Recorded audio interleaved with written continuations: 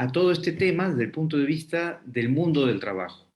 Digo mundo del trabajo, no me quiero referir a lo laboral solamente, porque habría que referirse a trabajadores de una planilla, y esa es una realidad bien chiquita, ¿no?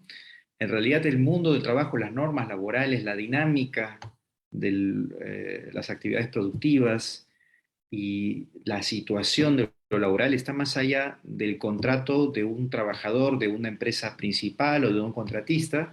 Es algo que enhebra a la realidad de la familia, de la sociedad, y por lo tanto ese es el enfoque que aquí quiero proponer. Bueno, esto lo vamos a tratar básicamente sobre 4 aproximaciones para estar un poco en el estado de la cuestión desde el mundo del trabajo, ¿no? Hay un primer enfoque que es el de la prevención de los riesgos y quizás es la preocupación inmediata, ¿no? ¿Qué está pasando con las personas que, enroladas en la compañía principal o no, con un contrato formal o no, con capacitación, con preparación o no, están brindando servicios en el ex post, ¿no? Es decir, en la situación del limpiado, en la recuperación de todo este espacio que ha sido afectado, están involucrándose personas hasta voluntarias, y que están con las manos dentro, sucias de petróleo dentro de esta actividad tratando de salvar animales, en el proceso de la limpieza de las playas, allí adentro del mar también algunas personas también cumplen este tipo de actividades. Entonces, un enfoque evidente, el inmediato posiblemente, es el de la seguridad y salud en el trabajo, el deber de prevención. El segundo es el de la fiscalización. ¿eh? Se ha hablado muy interesantemente en las exposiciones anteriores de elementos sobre fiscalización y sanción. Luego, también vamos a hablar sobre la protección social de las personas a propósito del accidente, a propósito de la realidad productiva que está instituida en una actividad como esta, que es una actividad económica importante, solamente por la cantidad de resultados económicos que da, sino por el impacto que tiene en la vida socioeconómica del país. Y finalmente vamos a referirnos a un elemento que es componedor, preventivo, pero también puede servir a un momento de urgencia como este, como es el diálogo social. Lo primero, ¿no? Es que se ha hablado del deber de prevención nuevamente, que está enunciado en la Ley de Seguridad y Salud de Trabajo. Es un principio, en definitiva, es un principio jurídico y como tal tiene un fundamento axiológico, ¿no? Responde a la necesidad de encontrar la satisfacción del interés de proteger a la vida, a la salud de las personas que trabajan, y no por el hecho de que están en un contrato, en la planilla de la empresa principal, el operador principal del servicio, el titular de la concesión, como quiera llamarse. ¿Mm? En realidad están protegidas estas personas en tanto que interactúan en el espacio donde esta compañía tiene una posición de garante, tiene una posición, dice la literatura, de deudor de seguridad. Y eso remite también a lo que muy interesantemente ha abordado la exposición anterior sobre la responsabilidad objetiva. La Ley de Seguridad y Salud en el Trabajo, la Ley 29783, precisamente enuncia un fundamento para la responsabilidad objetiva, poniendo al empleador, de manera general, en la posición de responsable sobre los resultados de los infortunios laborales que puedan ocurrir en su ámbito de control, ¿no?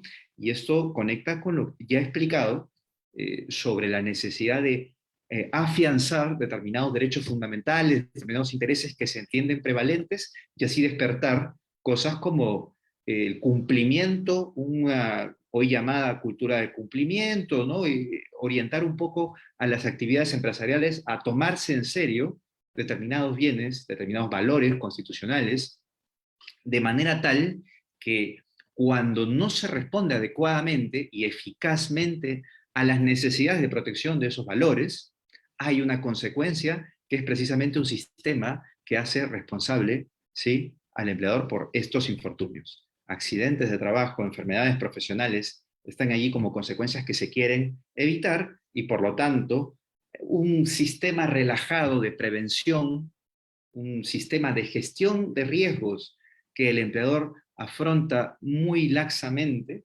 es algo frente a lo cual, cuando se producen estos resultados, vienen sanciones administrativas, las multas que impone el sistema de inspección de trabajo, que pueden llegar a ser bastante significativas porque hay normas que permiten el escalamiento de la sanción. Pero bueno, el deber de prevención está todavía algunos pasos antes. Hay que poner en marcha un sistema de seguridad y salud en el trabajo. Entonces, lo primero que debemos decir, me voy a permitir utilizar aquí un pequeño marcado, el ámbito subjetivo es más ancho que la sola planilla de la compañía, ¿no? Hay un deber de prevención de este empleador que ha tenido, un empleador principal, la compañía sobre la que versa todo este caso, Repsol, que tiene obviamente una serie de prestaciones, pero no es un deber genérico, ¿no?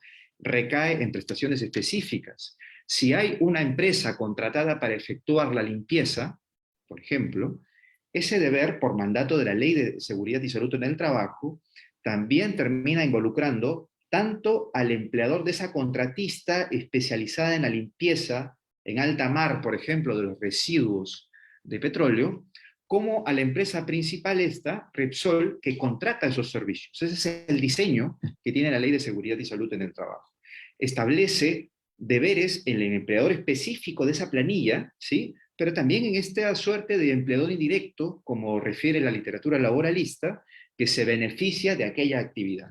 Entonces impone el deber de que aquel empleador, ¿no?, el principal de toda esta operación, el titular de esta actividad, y aquel empleador que contrata directamente los servicios, ¿no?, de personal que presta estos servicios de limpieza, estén en una situación de coordinación evidente, explícita, con fehaciencia, ¿no?, que se pueda acreditar. No permite este sistema que haya básicamente una suerte de delegación de responsabilidades. Yo soy la empresa principal, contrato con una que hace el servicio de limpieza y que ellos entiendan. Eso no lo permite la Ley de Seguridad y Salud del Trabajo. Por eso el ámbito subjetivo del deber de prevención es ancho, es flexible, derrota esta suerte de situación que puede ser el que se confeccionen estas redes empresariales en las que unas especializadas se encargan de fases muy concretas de la actividad. Eso es lo que está previsto entre nosotros con esta ley que data de 2012.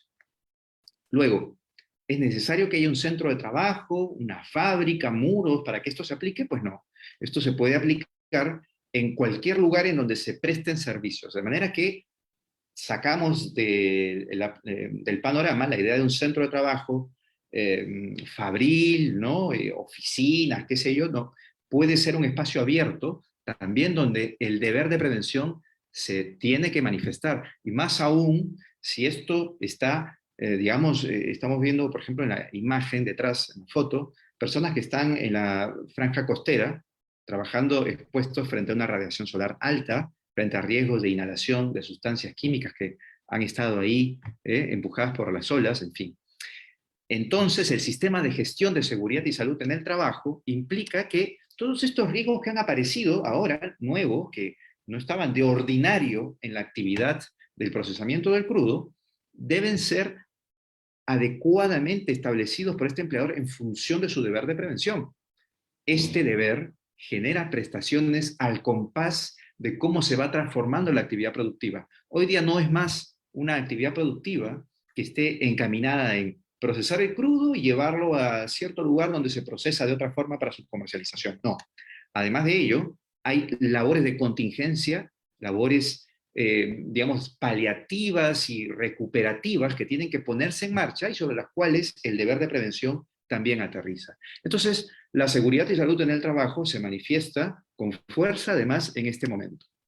Luego, desde luego, hay una segunda aproximación que yo quería hacer con ustedes. Tienen a la vista lo que la prensa independiente ha levantado sobre el estado de las tuberías, ¿no es cierto?, en las cuales el material se procesaba.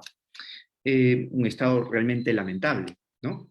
Bueno, esto está muy vinculado a un tema laboral sobre el que no voy a profundizar, pero que es el de la tercerización. Hace 2 días nomás se ha aprobado el Decreto Supremo 1 de 2022 de Trabajo, que ha hecho un cambio muy significativo sobre el régimen de la subcontratación. En el núcleo del negocio, la reglamentación anterior permitía subcontratación de manera ancha. Hoy día esto se ha atenuado, ¿no? Y esto es un tema que tiene que ver con el modelo productivo con el que se vienen afrontando las actividades laborales y que tiene que ver no solamente con cuánta remuneración, cuántos beneficios se le pagan a un trabajador de la empresa principal o de la empresa chiquita que presta los servicios. Eso es una fase del problema. Pero hay otra que tiene que ver con el nivel de especialización deseado. Se supone que la tercerización, que la subcontratación en general aspiran a poner empresas muy especializadas en marcha de esas actividades, sí, eso es lo que dice la teoría industrial sobre el asunto, pero la realidad de las cosas muestra que muchas veces esta subcontratación es encaminada bajo una lógica de exclusiva reducción de costes. Y esa lógica, desde luego, es depredadora de no solamente aspectos laborales, sino de valores como la mejor productividad, la mejor y atenta actividad y en el desempeño, en la ejecución de los servicios de estas empresas, que cada vez, claro, están en una lógica de competencia, que entonces tienen que ofrecer menores servicios y para ello incurren en costos menores de capacitación, lo que puede involucrar lo productivo y a la seguridad y salud en el trabajo. Todo esto genera una suerte de tensión entre el deseable mundo laboral con supuestamente empresas muy especializadas y cumpliendo muy bien sus servicios, y otro en el que más bien, no digo que en todos los casos, pero muchas veces se encuentra un mundo de subcontratación en que esa tensión a la baja hace de la precarización una cosa que no solamente se puede predicar sobre las condiciones de trabajo, sino que también, obviamente, tiene resultado y tiene incidencia sobre la forma en la que se prestan esos servicios. Esta situación, entonces, atraviesa lo laboral, es una cuestión muy presente en las reclamaciones de trabajadores que vienen de las planillas externalizadas, de estas planillas de las empresas contratistas que están allí en la cola de la cadena productiva, pero que al final del día eh, presenta esto entonces una situación problemática que no solamente tiene que ver con cuánto se le paga a un trabajador, si es de la planilla de la principal o no, sino que conecta directamente con esta situación de cómo se ejecutan los servicios. Muchas veces esa precarización termina calando ya a un nivel que define a la estructura productiva, la estructura empresarial así complejizada, pero no necesariamente más virtuosa. Y frente a ello, lo que tenemos es que la fiscalización laboral, conectando con algo que también se ha dicho en esta sesión, como mucha otra fiscalización del Estado, no alcanza a ser lo suficientemente fuerte como para ponerse en todos los espacios y en todos los supuestos para controlar que no hayan actividades por debajo de lo esperado, que no hayan incumplimientos de las normas laborales, de las normas de seguridad y salud en el trabajo. Hay principalmente una fiscalización laboral que es reactiva. Durante la pandemia, la estadística publicada por la SONAFIL muestra que aproximadamente entre un 80% de las fiscalizaciones efectuadas son a propósito de denuncia. A veces ese indicador crece un poquito más, inclusive. No estoy tomando en cuenta la data publicada sobre el año 2021.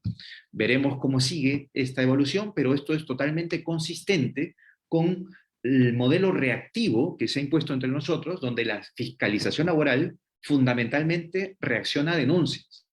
No está, de alguna manera, determinando la situación laboral a propósito de actividades de inteligencia mayoritariamente, ¿no? No lo hace de manera mayoritaria. En realidad, reacciona a denuncias.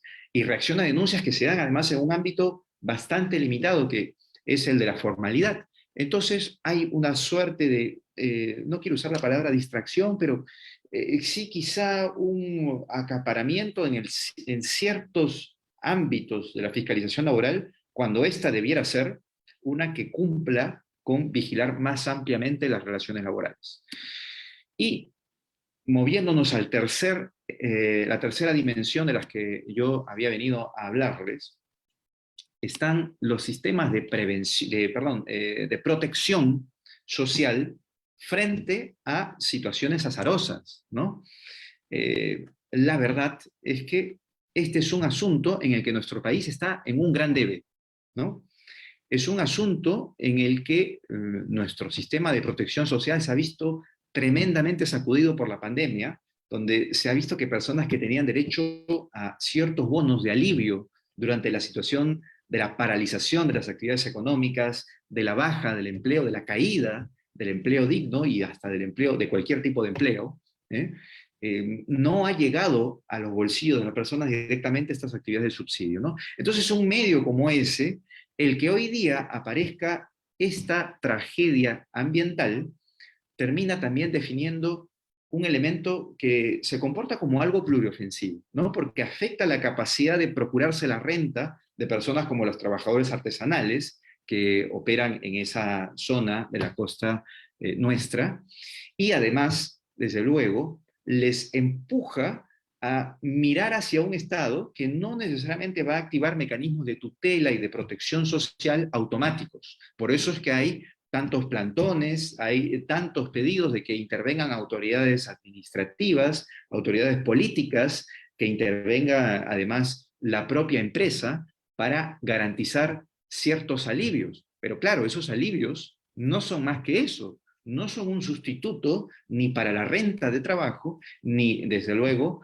para fines pensionales o de atención de la salud cuando ésta se ve afectada, porque en definitiva lo que vemos es que estas personas no pueden dejar de lado la necesidad de procurarse la renta. Esta tiene que provenir de alguna medida, ¿no? Entonces, nos podemos poner a pensar en personas con una alta situación de vulnerabilidad hoy día respecto al daño producido, los pescadores, el personal de limpieza, que obviamente no es que le falte trabajo, ahí el problema es distinto, sino que el trabajo se brinda en situaciones precarizadas, con lo que conectamos con el primer tema, el de seguridad y salud en el trabajo, y esto, queridos amigos, representa una situación en la cual precisamente la atención hacia un sistema de protección social eficiente se vuelve a mostrar como uno que desafía a un sistema que necesita de todas maneras refuerzos. Se habla del enfoque económico de este asunto, sí, es un tema que irroga costos al Estado, desde luego, pero más allá de esa sola verificación de la dificultad, lo cierto es que nos mantenemos en una situación de debilidad en los sistemas pensionales, de debilidad en los sistemas de seguridad social en salud, que lleva a que esta preocupación de cada vez que se produzcan este tipo de incidentes, como ahora muy difundido ha ocurrido, pero otros que acontecen, y como se ha relatado en la ponencia inicial, que acontecen en realidad de una manera más frecuente de lo que conocemos y de lo deseable seguramente, genera entonces un desafío mayúsculo. La cuarta de las dimensiones es una que puede ser vista como una idea hacia sentar bases para solucionar este tipo de temas, ¿no? Y es que habíamos hablado del diálogo social que es un concepto muy acudido desde la literatura de la democracia, ¿sí? Además es un concepto bastante propugnado por la Organización Internacional de Trabajo y que tiene que ver con procesos serios, de buena fe y serios, seriamente asumidos, de, primero, reconocimiento mutuo entre actores sociales. ¿Para qué? Pues para procurar que sus desavenencias, procurar que sus intereses realmente sean tratados más allá de los retratos posicionales que cada quien quiera procurar en esto que es el mundo de lo productivo, el mundo de lo social, el mundo de lo económico. Y este método, que es eminentemente democrático, es uno que puede vislumbrar en alguna medida dentro de lo que está aconteciendo. Porque esas poblaciones afectadas a las que hemos aludido, de pescadores, por ejemplo, que se encuentran ante grandes dificultades para tener un nivel de ingresos no solamente inmediato, sino en el futuro mediano, es ciertamente algo difícil de predecir si es que van a poder recuperar el nivel de vida que tenían, el nivel de renta que procuraban, o si van a haber restricciones, por ejemplo, de índole sanitario sobre el recurso hidrobiológico recuperado del mar. Por ejemplo, esto puede impactar en el mediano y largo plazo incluso sobre la actividad que ellos desempeñan. Entonces, estos temas van a llevar a que se ve que hay planteamientos que trasladan grupos de interés, asociaciones de pescadores, asociaciones de vecinos, por ejemplo, hacia autoridades, hacia la propia compañía, que es objeto aquí de la reflexión, hacia Repsol. Se ha comentado extensísimamente, ¿no?, lo insatisfactorio que parecía ser las ayudas iniciales que por lo menos se han difundido, que consisten en canastas, en alguna suerte de apoyo que parece más bien una suerte de salida al paso de la situación presente.